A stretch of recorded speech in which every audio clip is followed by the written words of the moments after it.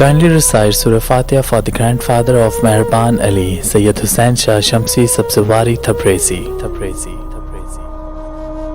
اللہ کے نبی حضرت سلیمان علیہ السلام اللہ سے دعا مانگتے تھے کہ اے میرے اللہ مجھے وہ مقام عطا کر جو نہ مجھ سے پہلے کسی کو ملا ہو اور نہ ہی میرے بعد کسی کو ملے۔ تو بس اللہ نے اپنے نبی سلیمان کے لیے تمام مخلوقات کو ماتحت کر دیا۔ جنات، پرندے، کیڑے مکوڑے، جانور، انسان سب آپ کی بات سنتے تھے، آپ کے حکم کو تسلیم کرتے تھے۔ آپ کے تخت کو ہوا اپنے کندھوں پہ اٹھائے چلتی تھی، آپ پرواز کیا کرتے تھے۔ ایسے ہی شان و شوکت سے آسمان پہ سلیمان علیہ السلام کا تخت گزر رہا تھا۔ حضرت سلیمان نے زمین کی طرف دیکھا، ایک عورت منہ پہ مٹی لگی ہوئی عجیب حال میں پاگلوں کی طرح پھر رہی تھی۔ اللہ کے نبی سلیمان نے سوچا کہ اس پاگل عورت سے کون شادی کرے گا۔ اللہ کو یہ بات ناگوار گزری تو بس تخت سلیمان جیسے ہی بڑھتے بڑھتے دریا تک پہنچا۔ جو انگوٹھی سلیمان علیہ السلام کے ہاتھ میں پہنی تھی وہ ہاتھ سے اتر کے پانی میں گر گئی۔ جیسے ہی انگوٹھی کا پانی میں گرنا تھا وہ فضا، جنات، پرندے، کیڑے مکوڑے سب سلیمان علیہ السلام کی شخصیت سے ناواقف ہونے لگے اور تخت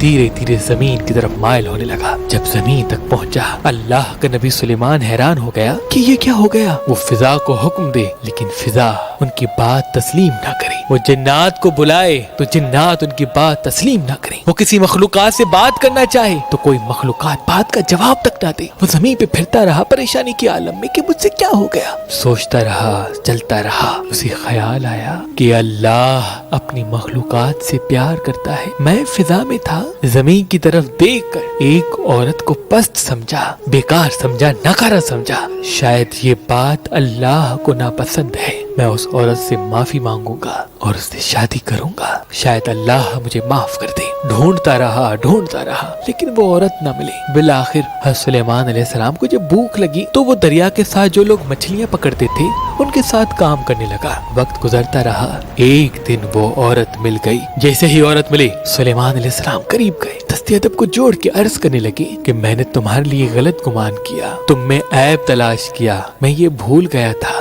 کہ تمہیں میرے خالق، میرے مالک اللہ نے بنایا ہے۔ کیا تم مجھ سے شادی کرو گی؟ وہ غریب، لاچار اور بدصورت عورت مسکرا کے کہنے لگی کہ اس سے بڑا شرف میرے لیے کیا ہوگا کہ آپ جیسا اتنا خوبصورت جوان مجھ سے شادی کرے۔ مجھ بدصورت سے تو کوئی پیار ہی نہیں کرتا۔ سارا دن لوگوں کی تنقید اور تلخ رویے کا سامنا کرنا پڑتا ہے۔ اللہ کے نبی سلیمان نے شادی کی اور خوش رہنے لگے۔ چند ایام گزرے، حضرت سلیمان علیہ السلام جیسے ہی مچھلیاں پکڑ رہے ہیں تو ایک مچھلی چمک رہی ہے۔ لوگوں نے پکڑا اور آپس میں بات کرنے لگے کہ یہ پوری مچھلی چمک کیوں رہی ہے۔ بس مچھلی کو کاٹنا تھا۔ اس مچھلی کے اندر وہی سلیمان علیہ السلام کی انگوٹھی تھی۔ سلیمان علیہ السلام دیکھ کے اس انگوٹھی کو فوراً اپنے ہاتھ میں پہن لیا۔ اللہ کے کرم سے سلیمان علیہ السلام کے لیے اللہ نے پھر سے ساری مخلوقات کو ماتحت کر دیا۔ وہ ہوا ماتحت، جنات آ گئے، پرندے آ گئے۔ وہ مچھلیاں پکڑنے والے حیران ہو گئے اور معافی مانگنے لگے کہ ہمیں معلوم نہ تھا